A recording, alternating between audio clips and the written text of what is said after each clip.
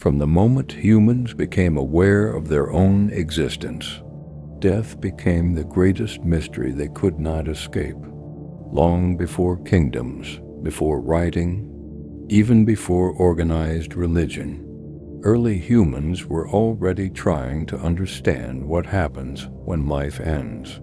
Before we begin, just a quick note: this documentary is divided into 6 connected parts, so make sure to watch till the end to fully understand how ancient civilizations tried to cheat death. Death was not just the end of breathing, it was the disappearance of personality, memory, and presence. Someone who spoke, hunted, laughed, and loved would suddenly become silent forever. This transformation disturbed early humans deeply, and it planted the earliest seeds of humanity's obsession with cheating death. Archaeological evidence shows that as far back as 100,000 years ago, early humans were deliberately burying their dead. These were not random disposals of bodies. Graves were carefully prepared. Bodies were positioned intentionally. Objects such as stone tools, animal bones, shells, and even flowers were placed beside the deceased. These practices reveal something critical. Early humans believed that death was not the end of existence. They believed that something continued beyond the physical body. This belief marked a turning point in human thought. If something continued after death, then death itself could be influenced, prepared for, or even controlled. This was the earliest form of cheating death, not by avoiding it, but by refusing to accept it as final. As humans developed language and memory, they began to separate the idea of the body from the idea of identity. The body decayed, but the person, the awareness, the breath, the essence seemed too powerful to simply vanish. Different cultures gave this essence different names, but the core idea remained the same. An invisible part of the human being survived death. Life in the ancient world was fragile. Disease, injury, childbirth, famine, and violence meant that death was always near. Average life expectancy was low and survival was uncertain. In such a world, immortality was not a fantasy, it was a necessity. Humans needed reassurance that their suffering had meaning, and that their existence did not simply disappear into nothingness. Before science, humans relied on ritual. Rituals were humanity's first technology against death. Bodies were washed, wrapped, positioned, and protected. Certain directions were chosen. Certain words were spoken. Certain objects were buried alongside the dead. These actions were not symbolic in the modern sense. They were practical attempts to guide the dead safely into whatever came next. A mistake, people believed, could mean eternal loss. Over time, humans began to believe that survival after death depended on preparation. Death itself could not be stopped, but it could be negotiated. The dead could be equipped, instructed, and defended. This belief would evolve differently across civilizations, but the goal was always the same: to prevent annihilation and preserve existence beyond the grave. This fear-driven determination laid the foundation for everything that followed. It would give rise to mummification, sacred texts, judgment rituals, elixirs of immortality, and elaborate tombs. Every ancient civilization that followed would build its own system to confront the same unbearable truth that life ends, but perhaps, just perhaps, it did not have to end completely. In the next part, we will see how one civilization turned this fear into the most organized and ambitious system of immortality the ancient world had ever known. No ancient civilization confronted death with as much structure, precision, and confidence as ancient Egypt. For the Egyptians, death was not a collapse into darkness. It was a transition, one that could be planned, engineered, and perfected. Unlike earlier societies that relied on instinct and ritual, Egypt built a complete system designed to defeat death itself. At the heart of Egyptian belief was the idea that a human being was made of multiple components, not just a physical body. The Egyptians believed that life continued only if all these components remained intact and properly aligned. This belief transformed death from a moment into a process, one that could succeed or fail, depending on preparation. The physical body was only one part of the equation. The Egyptians believed that the body acted as an anchor. Without it, the soul would lose its identity. This is why preservation became essential. If the body decayed completely, the individual would cease to exist in the afterlife. Death could only be cheated if the body survived. This belief gave rise to mummification, what began as a natural process caused by Egypt's dry desert sands, became a deliberate and highly specialized technique. Over centuries, Egyptian embalmers developed methods to stop decay, remove moisture, and preserve the body's shape. Organs were carefully extracted, dried, and stored. The body was treated with natron salts, wrapped in linen, and sealed with resins. Each step had both a physical and spiritual purpose. Preservation was not cosmetic, it was existential. But the body alone was not enough. The Egyptians believed that after death, the individual faced a journey filled with dangers, obstacles, and judgment. This journey required guidance. Without instructions, the soul could become lost, attacked, or erased. To solve this problem, Egyptian priests compiled sacred knowledge spells, prayers, and rituals meant to protect the dead. This knowledge became what we now call the Book of the Dead. Despite the name, it was not a single book, nor was it fixed. It was a collection of texts written on papyrus, customized for individuals who could afford them. These texts were placed in tombs so the deceased could navigate the afterlife, avoid destruction, and prove their worthiness. Central to this journey was judgment. The Egyptians believed that after death, the heart, the seat of memory and morality, would be weighed against the feather of Mat, the symbol of cosmic order and truth. If the heart was heavier than the feather, the soul would be destroyed. There was no forgiveness, no second chance. Eternal existence depended on moral balance. This belief reshaped how Egyptians lived. Morality was no longer just a social rule, it became a survival strategy. Good behavior was preparation for immortality.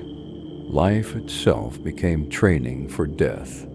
To protect the dead further, Egyptians constructed tombs not just as burial places, but as machines of eternity. Walls were painted with scenes of daily life so the dead could continue their routines. Statues were placed as backup bodies in case the original was damaged. Food, tools, furniture, and servants were included to ensure comfort and continuity. Every element of Egyptian funerary practice had one purpose: to prevent disappearance. Death was not an enemy to be feared blindly. It was a system to be mastered. Through mummification, sacred texts, moral law, and architectural precision, Egypt created the world's first fully organized attempt to cheat death. Their system was so influential that echoes of it survived for thousands of years, shaping how later civilizations imagined the afterlife. In the next part, we will leave Egypt and enter a much darker worldview, one where immortality was denied and the afterlife offered no escape from mortality. While Egypt built a system designed to preserve life beyond death, the civilizations of Mesopotamia reached a far more unsettling conclusion. In the lands between the Tigris and Euphrates rivers, death was not a challenge to be overcome. It was an unavoidable fate that no ritual, knowledge, or moral purity could reverse. This belief marked one of the most realistic and most disturbing views of the afterlife. In the ancient world, Mesopotamian civilizations such as the Sumerians, Akkadians, Babylonians, and Assyrians lived in an environment defined by instability. Floods, droughts, famine, and war shaped daily life. Unlike Egypt's predictable Nile, nature here was violent and unpredictable. This reality deeply influenced how Mesopotamians understood existence and mortality. In Mesopotamian belief, all humans, kings, and peasants alike went to the same destination after death, a shadowy underworld often called Urkala. This realm was not a place of reward or punishment. It was a bleak continuation of existence, stripped of joy, power, and individuality.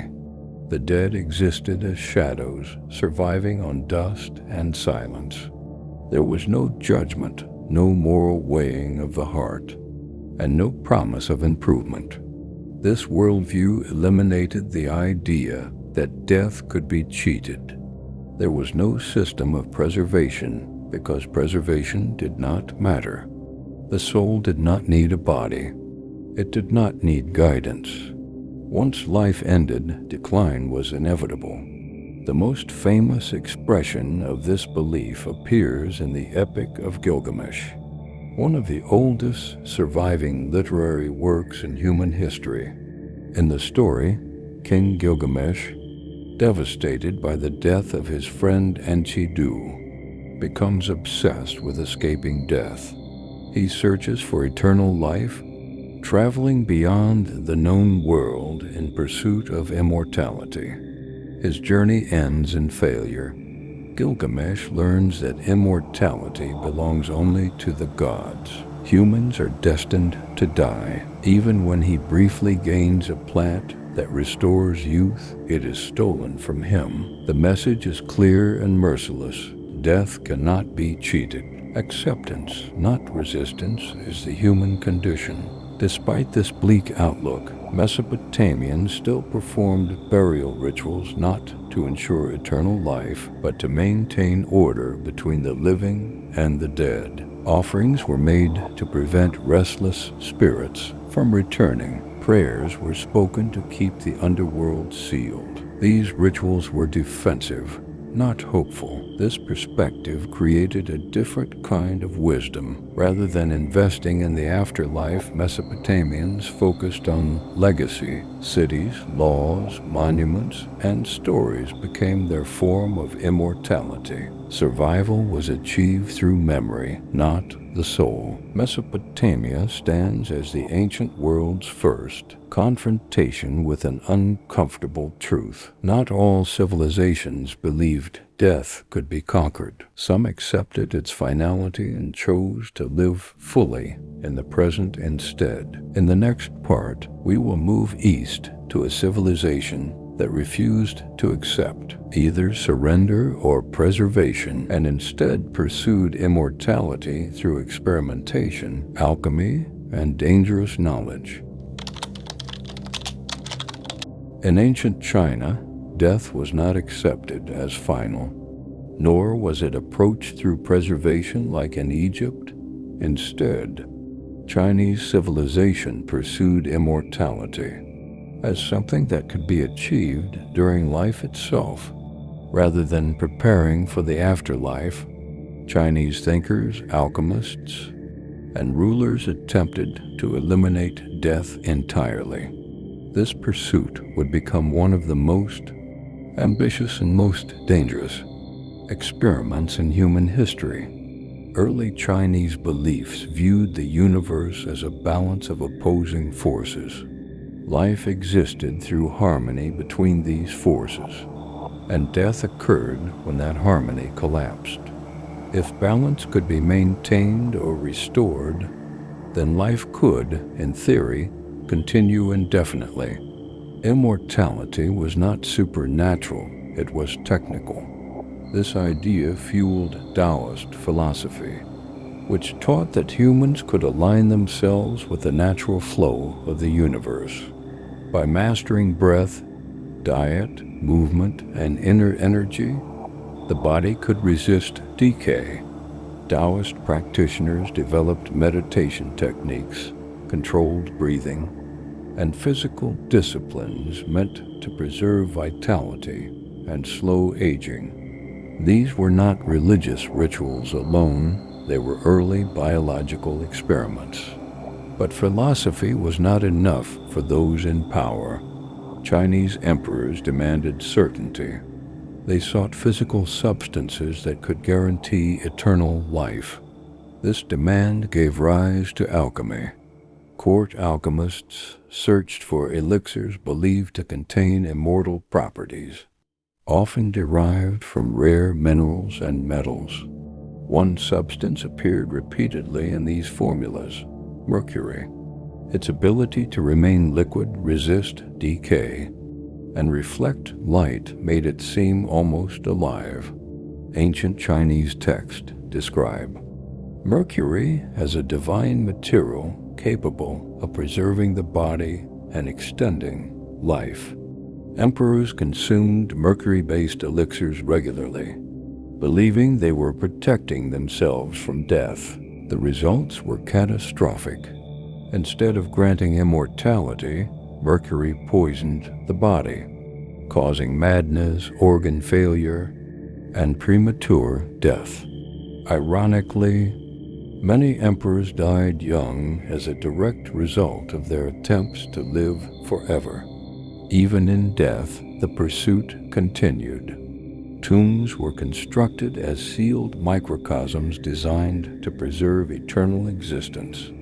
The tomb of China's first emperor, Qin Shi Huang, contained rivers of mercury and an entire underground empire meant to mirror the living world. His mausoleum was not a resting place, it was a continuation of rule beyond death. China's approach reveals a critical shift in humanity's relationship with mortality. Death was no longer something to prepare for or accept. It became an enemy to be defeated through knowledge, experimentation, and control. But the cost of this ambition was immense. By attempting to cheat death before it arrived, ancient China demonstrated both humanity's greatest hope and its greatest risk. The pursuit of immortality moved from ritual into science, and in doing so, exposed the dangerous consequences of refusing to accept natural limits. In the next part, we will explore how the ancient Mediterranean world redefined immortality, not through the body or the soul, but through memory, honor, and legacy. Unlike Egypt's preservation of the body or China's pursuit of physical immortality, the civilizations of ancient Greece and Rome approached death from a fundamentally different angle. They did not believe that humans could escape death itself. Instead, they redefined what immortality meant. For them, the body would die, and the soul would descend into the underworld but a person's name, actions, and reputation could live forever. In Greek belief, death led the soul to Hades, a vast underworld ruled by the god of the same name. Most souls did not suffer, nor were they rewarded. They existed in a neutral, shadow-like state, detached from earthly passions. Only a few heroes, villains, or those favored by the gods experienced different fates. The afterlife was not a goal to be achieved. It was an inevitability. This belief shifted the focus away from what happened after death and toward what happened before it. If immortality could not be achieved physically or spiritually, then it could be achieved symbolically. To be remembered was to exist. Greek heroes such as Achilles were celebrated not because they lived long lives, but because they lived meaningful ones. Achilles was given a choice between a long, quiet life and a short life filled with glory. He chose glory. His name survived for thousands of years, long after his body turned to dust. This was Greek immortality. Philosophers reinforced this idea. Thinkers like Plato argued that the soul might endure, but true permanence came from virtue, knowledge, and contribution. What mattered was how a life shaped others. Death was not defeated, it was outpaced. Rome inherited and expanded this worldview. Romans believed that ancestry, honor, and public memory were the highest forms of survival. Elite Roman families preserved death masks of their ancestors and displayed them during ceremonies, symbolically allowing the dead to participate in the present. The dead were not gone, they were witnesses. Monuments, inscriptions, roads, laws, and cities became Rome's answer to death. An emperor did not need to live forever if his empire did.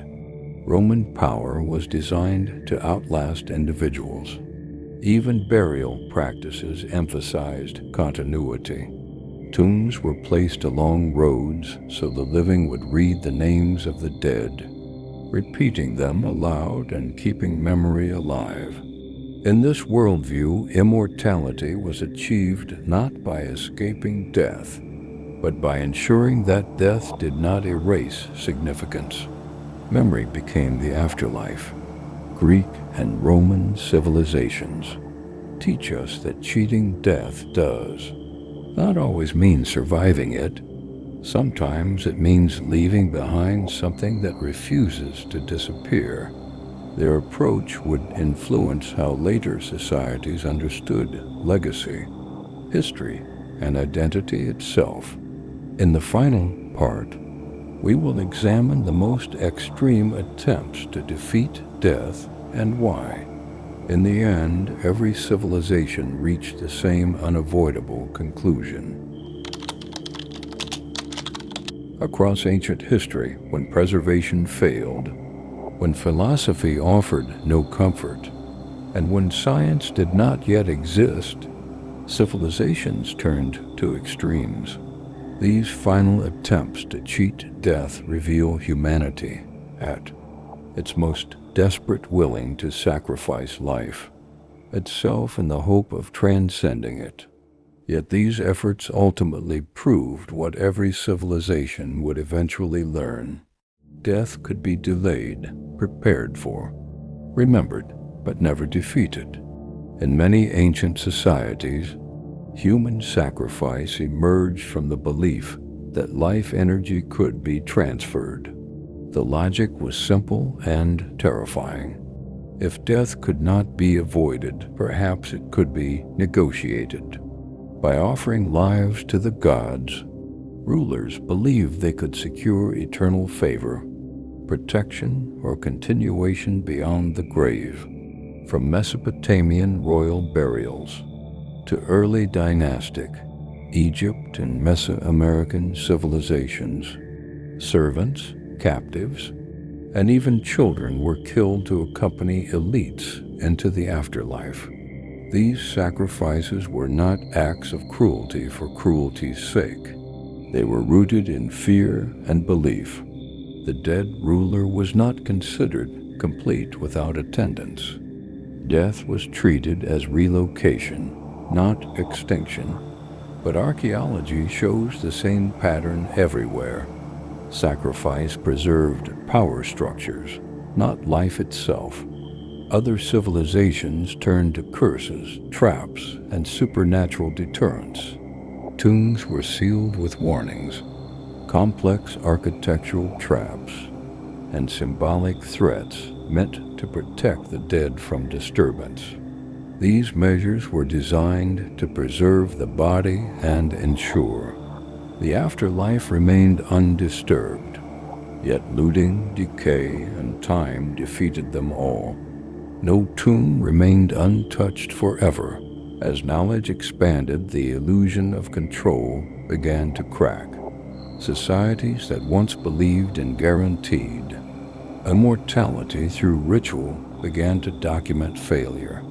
Bodies decayed, tombs collapsed, texts were lost, empires fell, even gods were forgotten. By the late ancient world, a subtle shift occurred. Instead of asking how to cheat death, humans began asking how to understand it. Medical observation replaced ritual explanation. Philosophy replaced fear-based mythology. Death became something to study rather than conquer. The ultimate truth became unavoidable. Death could not be escaped. But meaning could be preserved. Memory could endure. Knowledge could survive. The real legacy of humanity's attempt to cheat death was not immortality, it was civilization itself. Every tomb, text, ritual, and monument left behind is proof of humanity's refusal to vanish quietly. While death always claimed the body, it never fully erased human presence. In that sense, the ancient world did not fail completely. It simply learned a different way to endure. And that lesson continues to shape how we understand life, legacy, and mortality today.